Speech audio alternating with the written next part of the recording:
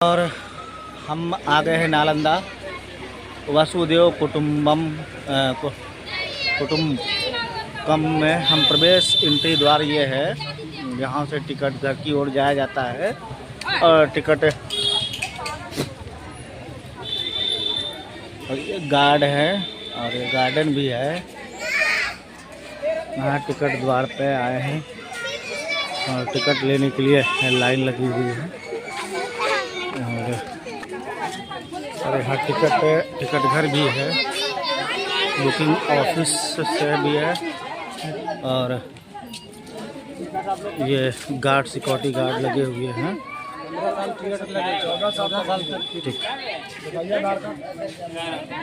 और यहाँ गार्ड हैं, doctor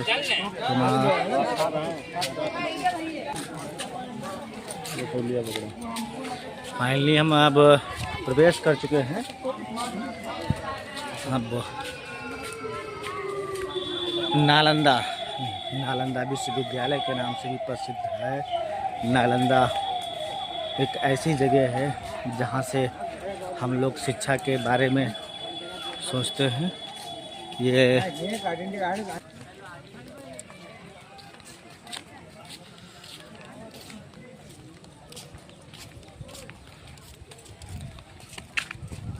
archaeology original survey of India. सभी को जय नमो बुद्धा।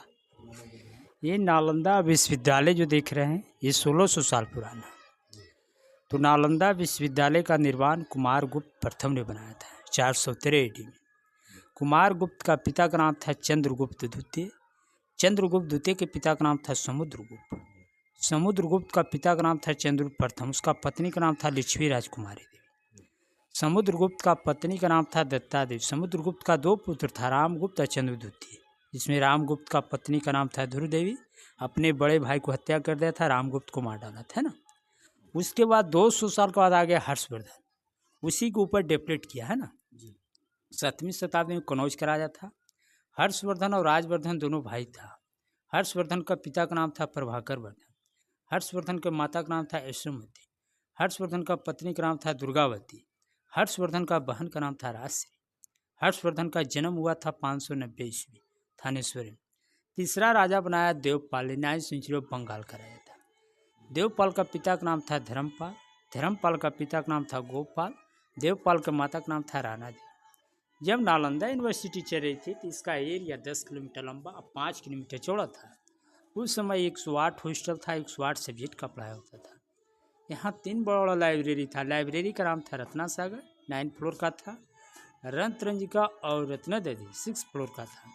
उसमें मोहम्मद बिन बख्तियार खिलजी ने लाइब्रेरी को जलाया तो 6 महीना तक लाइब्रेरी जलता रहा। बख्तियार खिलजी था जो कुतुबुद्दीन ऐबक का सहायक सेनापति था। कुतुबुद्दीन ऐबक था जो मोहम्मद गोरी का था। लाइब्रेरी जलने के बाद यूनिवर्सिटी बंद हो गया। कितना बौद्ध भिक्षुओं को मारा, कितना नेपाल की तराई से भागा। उसके बाद भूकंप आया, धीरे धीरे सारे यूनिवर्सिटी पूरे मलबे से दबते चला गया। इसके ऊपर स्थानीय लोग खेती करने लगे। तो नालंदा खोज किसे, वो आप लोग हेनसंग नाम जानते हैं? हेनसंग जो चीन से आया था पढ़ने के लिए। हेनसंग जब नालंदा आया था तो उस समय यहाँ का राजा था हर्षवर्धन, यहाँ का आचार्य था शिलभद्र। हेनसंग नालंदा बताया जाता है 12 वर्ष तक रहा। 8 साल पढ़ा और 4 साल पढ़ाया भी। यहाँ के बारे में पूरा वर्णन किया, लिखा, बौद्ध ग्रंथ को ले गया। उस डायरी का नाम था सियुकी। डायरी मिला 1861 में। वो चाइनीज भाषा में लिखा हुआ था, उसको ट्रांसलेशन किया गया, अध्ययन किया गया। उस डायरी के आधार पर इसको लॉर्ड कनिंग ने खुदाई करवाया, अंग्रेजों ने। इसका खुदाई चला 1915 से लेकर 1937 तक, यानी 22 साल तक कंटिन्यू खुदाई हुआ। फिर इसको भारत सरकार ने भी खुदाई कराया 1974 से 82 तक। आज़ादी के बाद भी कुछ दिन खुदाई हुआ। तो इस नालंदा विश्वविद्यालय का मेन गेट लाइब्रेरी नहीं मिला। यहाँ 10,000 विद्यार्थी रहते थे, 1500 टीचर था। पहला विश्वविद्यालय था तक्षशिला, दूसरा नालंदा, तीसरा था विक्रमशिला। उस समय बिहार, उड़ीसा, बंगाल तो नहीं स्टेट में आता था ना। वो सब कमरा जो देखें, एक रूम में एक विद्यार्थी को रहने के लिए छात्रावास था। कमरा ऐसा था कि नेचुरल एयर कंडीशन था। गर्म के दिन में गर्म नहीं, ठंडा के दिन में ठंडा नहीं लगता था। ये 5 से 6 फीट का दीवार देखें, इसके वजह से एयर कंडीशन था, है ना। लकड़ी का बीम था, बीम जलने के कारण सारे छत गिर गया। आंगन में क्लास होता था। उस समय का आचार्य था नागार्जुना। शिलभद्र, दावत ठकवा, चंद्रकृति, विरोचना, असंघा, गुरुपति संघवा, आतिश दीपंकर, ये सब यहाँ के बड़े बड़े महान थे। उस समय पेपर था, सब्जेक्ट मुख्य पेपर था खगोल विज्ञान, तत्व विज्ञान, चिकित्सा विज्ञान, दर्शन शास्त्र, ग्रामर, है ना। यहाँ 108 सब्जेक्ट का भी पढ़ाया होता था। तो नालंदा विश्वविद्यालय का मेन गेट लाइब्रेरी नहीं मिला है ना। और सबसे ऊंचा वाला उसके बारे में बता रहे हैं ना, सबसे ऊंचा कोना पर देखें, वो बुक वगैरह में इतिहास के पन्ना में देखते हैं, उसी का चित्र था। जब नालंदा में जब भगवान बुद्ध आए थे तो उस समय यहाँ कुछ नहीं था, मैंगो गार्डन था, आम्रवन के नाम से जाना जाता था ना, पावर का नाम से। तो उस समय 2 लोकल शिष्य बनाए, एक का नाम था सारीपुत्र, एक का नाम था महामुगलायन। दोनों नालंदे जिले के रहने वाले थे और दोनों का घर 2 किलोमीटर के अंतराल में था। तो महामुगलायन जो बौद्ध धर्म प्रचार करने के लिए गया था तो ही उनका मृत्यु हो गया। सांची, अभी 200 रुपये वाला नोट निकाला है भारत सरकार ने, उस नोट पर देखिएगा सांची का स्तूप है। सांची पड़ता है मध्य प्रदेश, भोपाल, है ना। अब बड़ा वाला जो देख रहे हैं सारीपुत्रा का समाधि, सारीपुत्रा का माँ का नाम था रूपसारी, पिता का नाम था वग्नत। वो स्तूपा का निर्माण सम्राट अशोक ने बनाया था। सम्राट अशोक के नाम से है ना, जो कलिंग युद्ध का लड़ाई किया था। कलिंग का राजा था राजा आनंद पद्मनाभ, पाटलिपुत्र का राजा था सम्राट अशोक। 8 साल तक लड़ाई चला, जीत हुआ अशोक सम्राट के।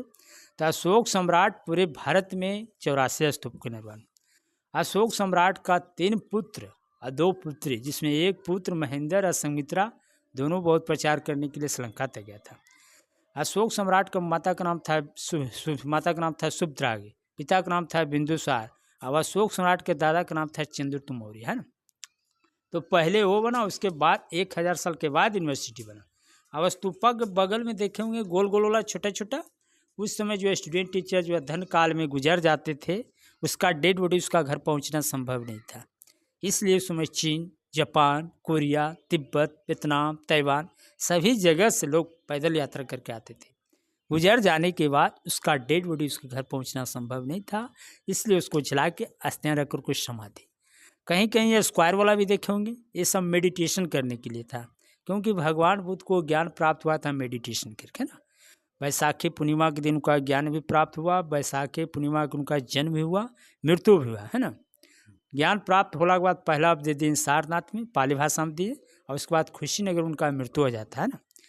नालंदा का अर्थ होता है कमल का फूल, यानी लोटस फ्लावर, यानी नॉलेज। नालंदा 2 शब्दों का मिल से बना है।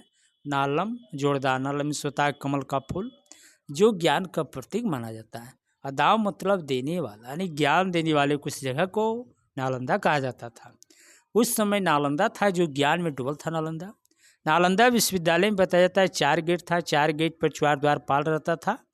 जो विद्यार्थी पढ़ने के लिए आता था पहले गेट टीपर एग्जाम लेता था, मौखिक एग्जाम लेता था। चारों में जरूरी था, अनिवार्य था। अगर 3 में पास कर रहा है, 1 में फेल कर रहा है, तो विद्यार्थी लौट के चले जाते थे। अब पास होने के बाद 200 गांव की दान आता था। यहाँ फ्री में शिक्षा देता था, कोई खर्च नहीं। यहाँ 10,000 विद्यार्थी पढ़ते थे, 1500 टीचर था। पहला विश्वविद्यालय तक्षशिला, दूसरा नालंदा, तीसरा था विक्रमशिला। उस समय बिहार, उड़ीसा, बंगाल तीनों एक। उस समय 16 महाजनपद में बटा हुआ था। सबसे बड़ा महाजनपद था मगध। उस समय मगध के राजधानी राजगिरी रहा करता था ना।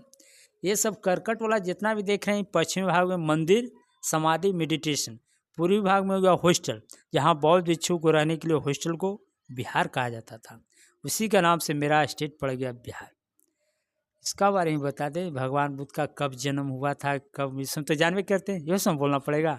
हाँ, बुद्ध का माँ का नाम था महामाया, पिता का नाम था सुदोधन, बुद्ध भगवान का पत्नी का नाम था जसुधरा, बुद्ध भगवान का पुत्र का नाम था राहु।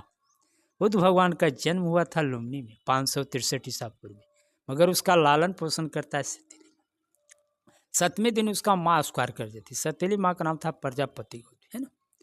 भगवान बुद्ध को पिता के सुदोधन को बोला था एक ऋषि मुनि ने कि आपका पुत्र आगे जाके सन्यासी नहीं तो राजा बनेगा। सुदोधन बड़ा चिंता में पड़ गया, भाई कि हम राजा, हमारा पुत्र क्यों सन्यासी बनेगा। उसको राजमहल में उसको निकलने की इजाज़त नहीं दिया। उसको घर ही में आते थे लोग टीचर, है ना।